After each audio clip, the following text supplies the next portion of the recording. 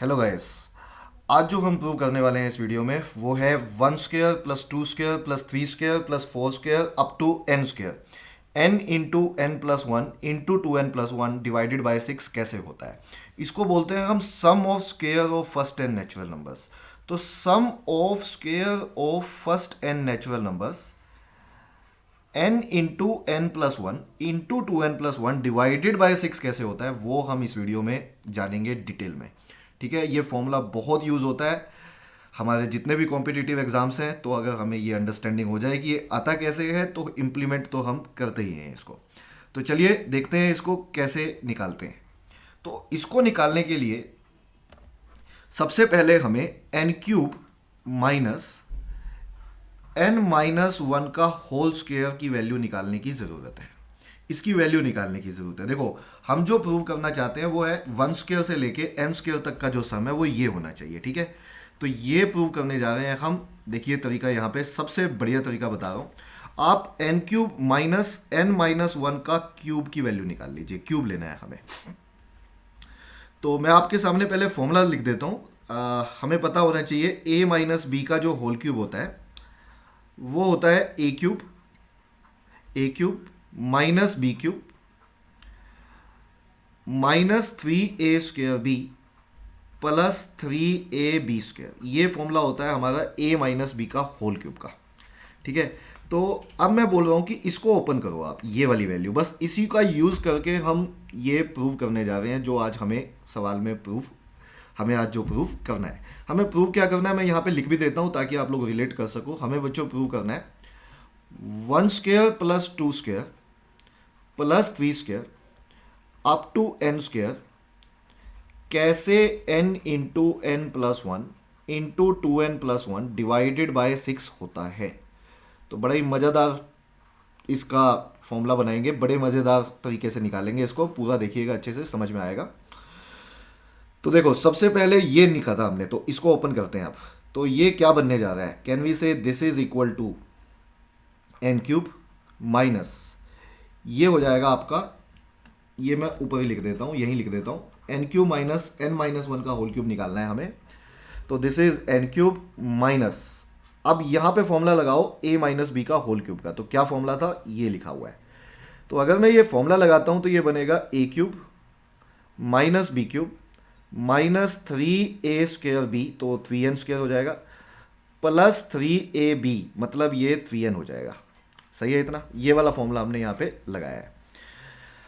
अब आगे देखो, ये हो जाएगा आपका n³ माइनस n³ प्लस 1, ये प्लस 3n², साइन चेंज हो जाएगा, और ये माइनस 3n हो जाएगा। तो अल्टीमेटली ये बन जाएगा आपका n³ से n³ कैंसिल आउट हो जाएगा, एंड अल्टीमेटली बच्चों जो आपको मिलेगा वो ये मिलेगा 3n² माइनस 3n और प्लस 1। ठीक है जी। अब यहाँ पे ध्यान से सुनो, ये वैल्यू किसकी है, ये n³ माइनस n-1 का होल क्यूब की वैल्यू है। हाँ जी। अब दोनों तरफ आप समेशन ले लो। समेशन मतलब सम। हाँ जी, अगर ये समेशन का साइन होता है बच्चों, आपने दोनों तरफ समेशन ले लिया, समेशन n³ लिख देंगे इसको।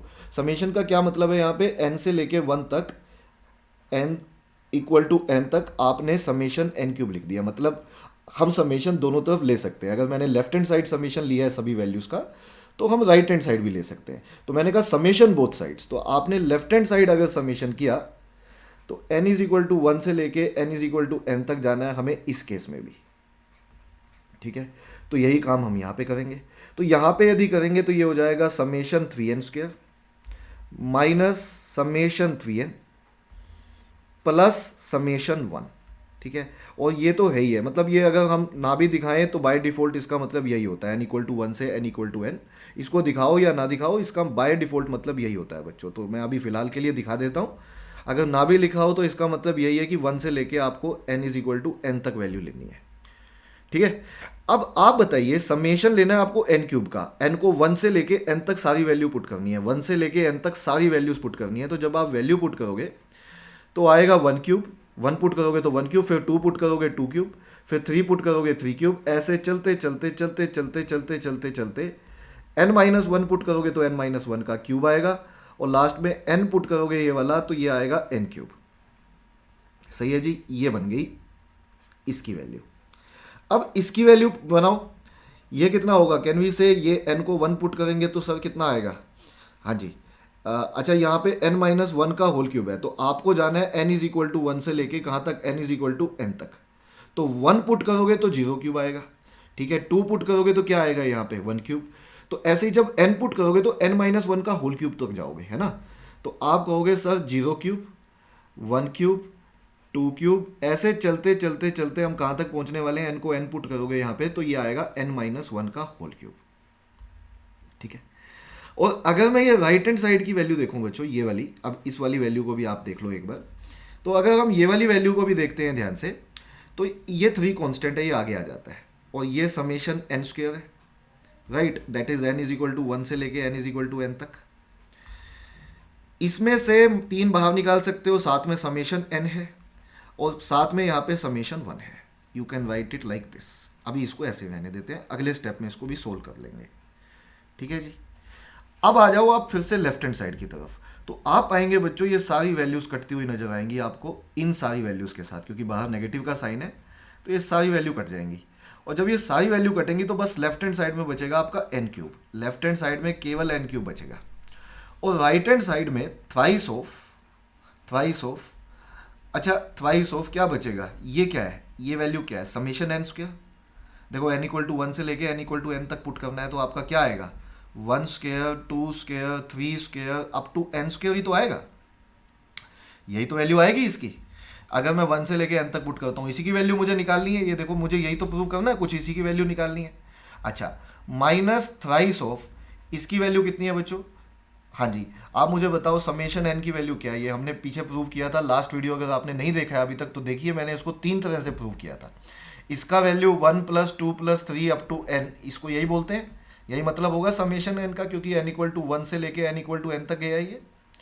और इसकी वैल्यू हमने प्रूव ऑलरेडी कर रखी है, that is n into n plus 1 divided by 2। अगर आपने वीडियोस नहीं देखे हैं लास्ट वाले तो जरूर देखिए, मैंने और भी कई वीडियोस बनाए हैं प्रूफ्स पे, बढ़िया बढ़िया। तो ये वाला अगर आप n into n plus 1 divided by 2 यहाँ पे पुट करते हैं, कर दीजिए, और साथ में ये है बच्चों, इसका क्या मतलब है, इसका मतलब है 1 1 1 1 1 आपको ऐड करोगे कहाँ तक, n तक। तो जब आप 1 1 1 1 1 1 1 1 1 n तक ऐड करोगे तो अल्टीमेटली समेशन 1 क्या बन जाता है, n बन जाता है, क्योंकि आपको वो n टाइम्स ऐड करना है। तो कभी भी समेशन 1 का अगर हम एडिशन करें तो that is nothing but n, ठीक है। बस अब आप क्या करिए, इसमें इन दोनों वैल्यूज को, ये वाली दोनों वैल्यूज को लेफ्ट हैंड साइड ले जाइए, तो n क्यूब प्लस ये हो जाएगा 3n into n plus 1 divided by 2, और ये भी वैल्यू उधर चली जाएगी minus n is equal to, ये हमें दिया हुआ है thrice of 1 square plus 2 square up to n square. इसकी वैल्यू तो हमें निकालनी है ना, इसमें सोल्व करो बच्चों इसको। तो अगर हम इसको सोल्व करते हैं, इस सारे को सोल्व करते हैं, तो देखते हैं क्या पाएंगे। तो सबसे पहले तो ये बताइए यहाँ तक हम पहुँच गए हैं, मैं इसको अगली स्लाइड पे ले चलता हूँ, यहाँ तक हम पहुँच गए हैं, या इसको थोड़ा ऊपर कर लेते हैं, यहीं समझ लो आप, मैं यहाँ पे प्रूव कर देता हूँ, इधर देखो। तो आप ये बताओ इन सब में से क्या कॉमन निकलेगा, इन सब में से क्या कॉमन निकलेगा, इन सब में से कॉमन निकलेगा n। तो सबसे पहले एक n तो आप बाहर निकाल लो, ठीक है, ये 3 को आप दूसरी तरफ ले आओ तो n/3 बाहर हो गया, सही है जी। अंदर बचेगा n स्क्वायर, साथ में बचेगा प्लस 3 बचेगा और n प्लस 1 बचेगा, ब्रैकेट खोल दो बच्चों, 3n प्लस 3 बचेगा, और डिवाइडेड बाय 2 तो है ही है, और साथ में होगा -1। बोलो जी, ठीक है। यहाँ से हमने n कॉमन ले लिया, तो n कॉमन लेने के बाद ये बचेगा, और ये 3 हम दूसरी तरफ ले गए तो डिवाइड बाय 3 हो गया। और इसी को तो हमें बच्चों ये प्रूव करना है कि ये किसके इक्वल होना चाहिए, ये होना चाहिए 1 स्क्वायर 2 स्क्वायर से लेके कहाँ तक, ये n स्क्वायर तक का एडिशन होना चाहिए। This is what we have to see कि इसकी वैल्यू क्या आएगी। तो इसमें यदि मैं यहाँ पे एलसीएम ले लेता हूँ 2, एलसीएम ले लेता हूँ 2, तो अंदर ऊपर क्या बचेगा, ये बचेगा 2n square plus 3n plus 3 minus 2, यही बचेगा ना। अब अल्टीमेटली बताओ मेरे को इसमें क्या बच जाएगा हमारा, ये वाली वैल्यू तो हमें प्रूव करनी है, तो मैं सिर्फ इसको लेके चलता हूँ बच्चों।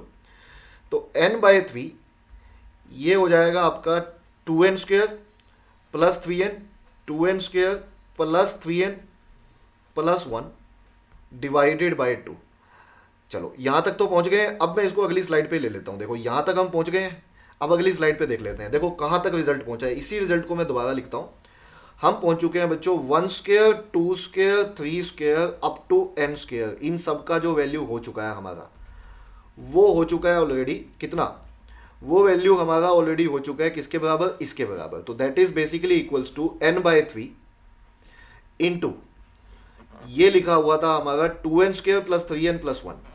तो 2n स्क्वायर प्लस 3n को यदि मैं 2n स्क्वायर 3n को अगर मैं फैक्टर्स में बदलूं तो 2n प्लस n लिख सकता हूं फैक्टर्स बना के, क्योंकि सम इनका 3n है और प्रोडक्ट इन दोनों की आनी चाहिए अगर मुझे इनका फैक्टर्स बनाने हैं तो, और डिवाइडेड बाय 2 तो है ही है।